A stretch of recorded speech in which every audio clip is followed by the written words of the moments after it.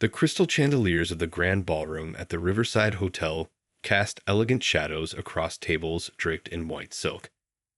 At $1,000 per plate, the annual transportation industry charity gala was less about charity and more about power players flexing their influence. I adjusted my rented tuxedo and watched my brother-in-law, James Harrison, holding court at the main table.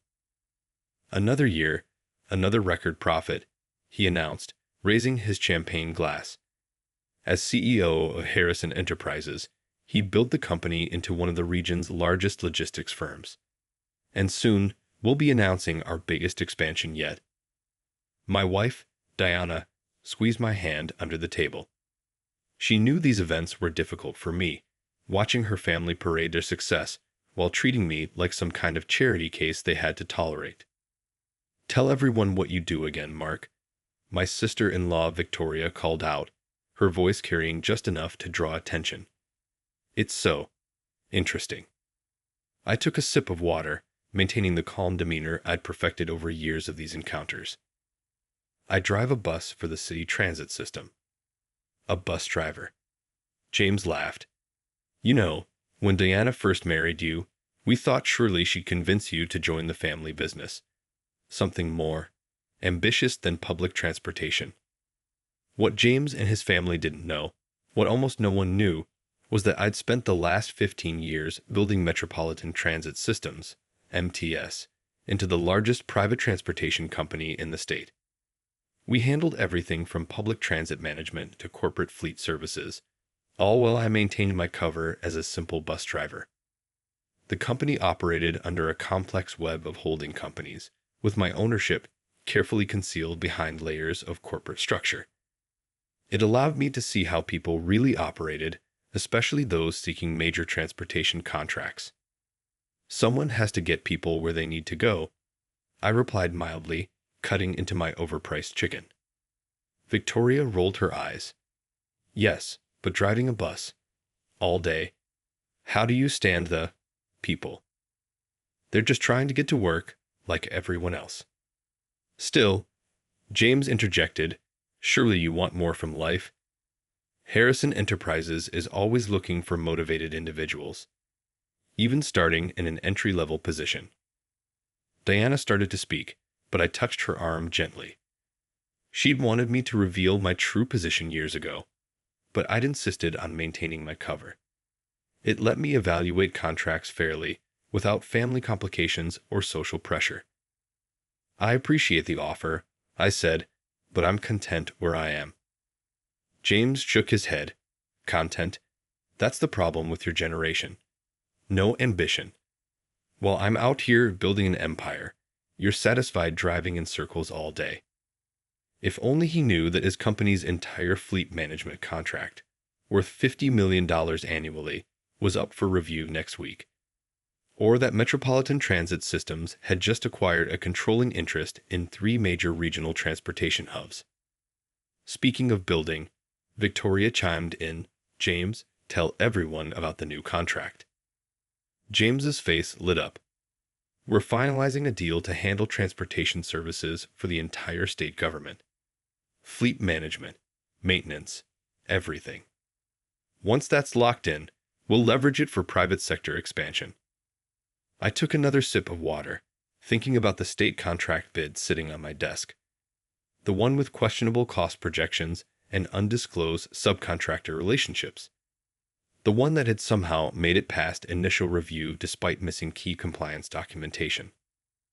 "Must be nice," Victoria said, turning to me, "having such a simple job. No stress.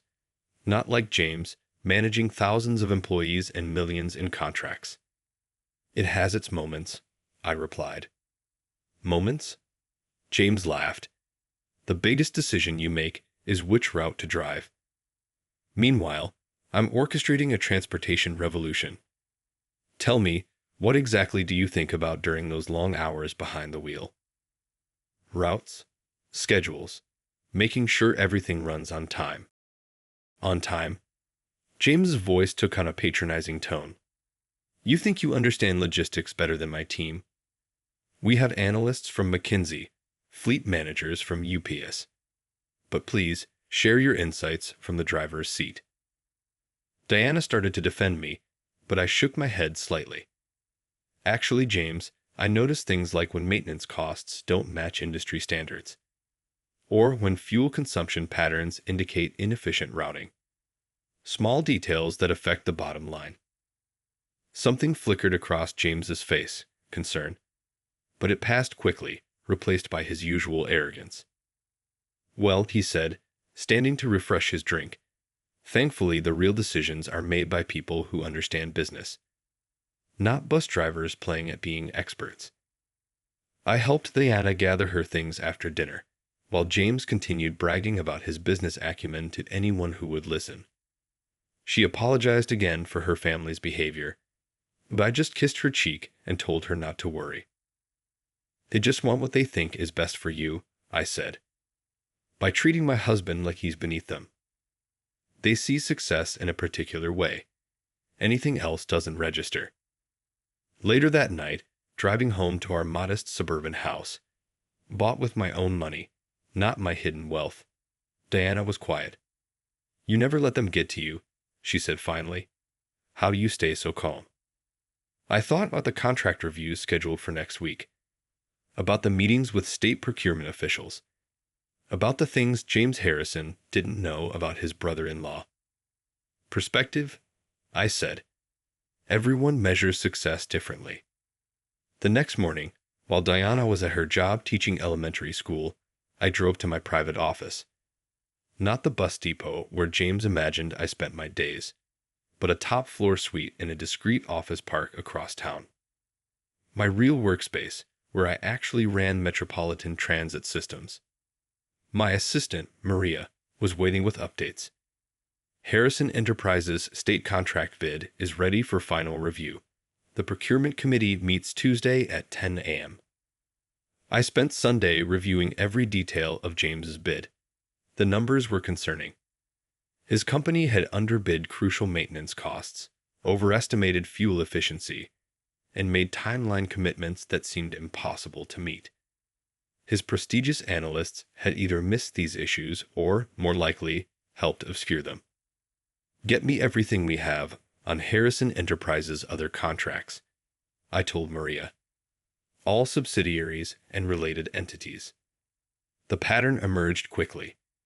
James had been cutting corners, using aggressive pricing to win contracts, then making up the difference by reducing service quality and deferring maintenance. The state contract wasn't going to expand his business. It was a desperate attempt to generate enough cash flow to cover mounting operational losses. Monday evening, I kissed Diana goodbye as she graded papers. She thought I was heading to the bus depot for my night shift. Instead, I went to my office to prepare for Tuesday's procurement committee meeting. Not as James Harrison's brother-in-law, but as CEO of Metropolitan Transit Systems, the position I kept hidden for years. Tomorrow would change everything. For my family, for Harrison Enterprises, and for the quiet bus driver who had built an empire in silence. The morning sun filtered through the tinted windows of the State Transportation Authority's conference room as I adjusted my custom-made suit, a far cry from my usual bus driver's uniform. Around the massive oak table sat 12 procurement committee members, along with representatives from the governor's office and the state auditor's department. James Harrison burst through the doors at exactly 9:58 a.m., flanked by his team of consultants and lawyers. He faltered momentarily upon seeing me, then quickly masked his confusion with a practiced smile. "Mark, what are you doing here? Surely you haven't taken a day off from driving to watch the big boys work." "Actually," the committee chairman interjected, "Mr. Sullivan is here representing Metropolitan Transit Systems, one of our final 2 bidders for the state contract." James laughed, but it sounded hollow. There must be some mistake. Mark drives a bus for the city. He's my brother-in-law. Mr. Sullivan is the founder and CEO of Metropolitan Transit Systems, the chairman continued, which currently manages transportation operations in 3 states. The color drained from James's face as reality set in. His eyes darted between me and his team of experts, who were suddenly looking very uncomfortable. "This is impossible," he stammered. "Some kind of joke." "Shall we begin the final presentations?" I suggested calmly. "I believe Harrison Enterprises is scheduled first." For the next hour, I watched James struggle through his presentation. Every time, he cited a cost projection or timeline commitment. He glanced nervously in my direction, knowing I could see through the creative accounting and impossible promises. Then it was my turn. "Ladies and gentlemen," I began, "I'd like to discuss not just what's in Harrison Enterprises' bid, but what's missing from it." Methodically, I laid out everything I'd found: the hidden maintenance deferrals, the unrealistic fuel efficiency claims, the subcontractor arrangements that violated state procurement guidelines. In essence, I concluded, this bid promises savings that can only be achieved by compromising safety and service quality, something I've observed firsthand in Harrison Enterprises' existing operations. "That's a lie," James shouted, jumping to his feet. "You're just a bus driver. What could you possibly know about running a transportation company?" The chairman gavelled for order. "Mr. Harrison, please control yourself." "Control myself?" "He's been spying on my company, using family connections to gather inside information." "Actually," I replied quietly, "everything in my presentation comes from public records and industry standard analysis, the kind of things anyone could see if they were paying attention." The committee called a recess for lunch. As the room cleared out, James cornered me by the water cooler. "Why?" he demanded. "All these years, pretending to be nothing. Letting us mock you. Was it all just to set up this moment?" "No, James. It was to ensure I never became like you, so focused on appearing successful that I forgot what success really means." "What's that supposed to mean?" "Your company's problems didn't start with this bid. They started when you began prioritizing growth over quality, expansion over responsibility." He deflated slightly, running a hand through his graying hair. "We can work something out. A partnership. Combine our operations. Think about it, with your resources and my connections. Your connections won't matter when the state auditor reviews your existing contracts, which they will, after today's revelations. You do that to family. You never considered me family, James. Just a bus driver who wasn't good enough for your sister." The afternoon session was brief. The committee unanimously rejected Harrison Enterprises' bid and awarded the contract to Metropolitan Transit Systems. As we left the building, James grabbed my arm. "Diana will never forgive you for this." "For what?" "Building a successful company, maintaining my integrity, or exposing your dangerous corner cutting before someone got hurt." He had no answer for that. Back at my office, Maria was waiting with updates. Other clients were already questioning their contracts with Harrison Enterprises. The company's stock was dropping as word spread about the failed bid and potential audit. My private line rang. "Diana." "James just called Victoria," she said, her voice tight. "He's saying crazy things about you, about some company you own. Can you meet me at home? There's something I need to tell you about my real job and about your brother's business." "Real job?" "Mark, what's going on?" "I'll explain everything. You deserve the truth." After hanging up, I looked out at the city streets below, watching the buses, my buses, moving people safely and efficiently through their daily lives. James had never understood that true success isn't measured in contract values or stock prices, but in lives improved and trust earned.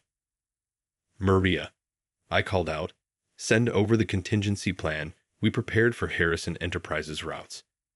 If they start failing, we need to be ready to step in. The passengers come first." "Already done," she replied. "And Mark, good luck with Diana." I nodded, gathering my courage for the harder conversation ahead. Explaining to my wife why I'd maintained this deception for so long, why I'd let her family belittle me rather than reveal the truth. Sometimes the biggest challenge isn't building success, but sharing it with those you love. As I drove home in my modest sedan, still keeping up appearances until I could explain everything to Diana, I passed one of my company's buses. The driver waved, not knowing he was greeting the owner of the company. Just like I'd wanted it all these years. I found Diana sitting on our front porch, still in her teaching clothes, a stack of ungraded papers forgotten beside her. Her face was a mixture of confusion, hurt, and something else. Curiosity, maybe, or hope. 15 years, she said as I sat down beside her. 15 years of watching you take abuse from my family. Of defending you. Of feeling guilty about their treatment of you. I know. Was any of it real? The apartment we first lived in. The budget discussions. The bus route stories. I drove every route I talked about, I said quietly. Spent time in every job, from maintenance to dispatch. Built Metropolitan from the ground up, learning every detail. She turned to face me fully. But why the deception? Why let them treat you that way? I pulled out my worn leather wallet, the same one I'd carried since we met, and removed a faded newspaper clipping. The headline read, Harrison Family Celebrates Transportation Empire. Remember this, from right before we met. Diana took the clipping, frowning. James's first big profile piece. He was insufferable for months after. Read the quote I highlighted. She squinted at the marked text. Success is about being seen, Harrison declares. About showing the world your power, your influence. What's the point of achievement if nobody knows about it? That article changed my life, I said. I just sold my first company, a small logistics software firm, and was looking for my next project. Reading your brother's words, I realized I wanted to build something different. Something based on substance, not show. So you created Metropolitan. Started small. Bought a struggling bus company. Learned the business from the ground up. Added contracts gradually, reinvesting the profits. Always staying in the background. Diana was quiet for a moment, processing. And then you met me. At that charity auction, you were so different from your family. Teaching special education, driving that beat-up car, caring about making real differences in people's lives. I remember you told me you drove a bus. I thought you were joking at first. I did drive a bus. Still do sometimes, when I want to check on operations personally. Every story I told you was true, just not complete. She stood up, pacing the porch. But watching them mock you year after year, letting me feel horrible about it, that wasn't fair, Mark. You're right, I admitted. It started as a principle, wanting to be judged for who I was, not what I owned. Then it became habit. Then it was too late to admit the truth without looking like you'd been lying all along. Something like that. Diana sat back down, closer this time. Tell me about Metropolitan. Everything. For the next hour, I laid it all out. The careful growth strategy, the focus on employee training and safety, the investment in new technologies and green initiatives. With each detail, I watched her expression shift from hurt to understanding to something like pride. So when James was cutting corners on maintenance, I knew because I'd seen the inspection reports. Had my own teams quietly monitoring their operations. And today's contract. We won it fairly, with realistic numbers and solid planning. James lost it because he was promising things he couldn't deliver. Diana picked up her stack of ungraded papers, then set them down again. He's going to lose everything, isn't he? Not if he's willing to accept help, to admit he needs to change how he operates. And if he doesn't, then yes, his company will probably fail. But that's his choice, not mine. She leaned against me, a familiar gesture that made my heart lift slightly. The house, the car, my teaching salary paying most of our bills. The house is ours, bought with my first company's sale. The car is practical and reliable, which is what matters. And your salary. I've matched every dollar you've earned and put it in a separate account for your dream of starting a special needs school. That made her sit up straight. What? Check your email. I sent you the account details while driving home. It's in your name only. Use it however you want. Diana was quiet for a long time, watching the sunset paint our modest suburban street in gold. Finally, she spoke. I understand why you did it, the principle behind it. Even admire it, in a way. But no more secrets. No more secrets, I promised. Though I may still drive a route occasionally. It keeps me grounded. She laughed for the first time since this morning. My brilliant, bizarre husband. Building an empire in secret while actually driving the buses. Speaking of which, I checked my watch. Victoria's trying to reach you, probably to tell you what a terrible person I am. Let her wait. I need to know one more thing. Anything. Were you ever going to tell me if this hadn't happened? I met her eyes directly. Yes, I'd been planning to, once Metropolitan won the state contract. It just happened faster than expected because of James's problems. Diana nodded slowly. Okay, then we'll figure this out. Together. But first,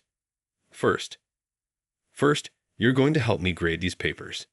CEO or bus driver, you're still my husband. I smiled, picking up a stack of fourth-grade math tests. Yes, ma'am. As we worked, I could see my phone lighting up with messages from James, from Victoria, from business associates suddenly discovering who I really was. But they could wait. Right now, I was exactly where I needed to be, with the one person who had loved me for who I was, not what I owned. Even if she was making me grade fractions,